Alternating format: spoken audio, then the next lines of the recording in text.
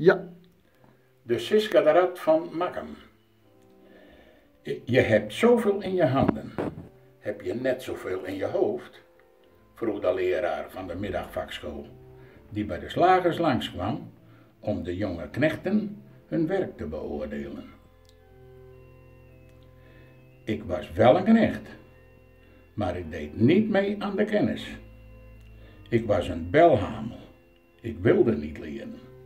Zodoende kwam ik op mijn 14e met de beentjes bij een ander onder de tafel. Als ik jou de kans geef om in Utrecht je kennis te vergroten en je belooft je voor 100% in te zetten, dan zorg ik ervoor dat alles in werking wordt gebracht en krijg jij van mij het leerlingstelselpapier.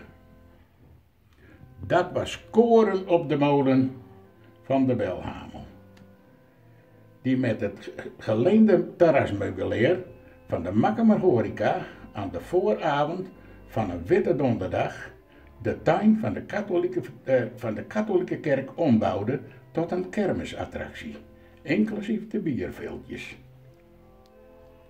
Als jongetje van 4 speelde hij bij moeder onder de kamertafel als slager. Aan touwtjes takelde ik een locomotiefje op, dat in mijn verbeelding voor koe door moest gaan.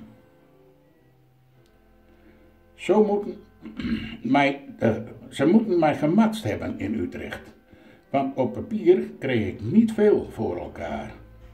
Maar met mijn handen en mijn bekkie was ik de gedegradeerde slagers die mij met goede bedoeling het vak dachten bij te brengen, de baas.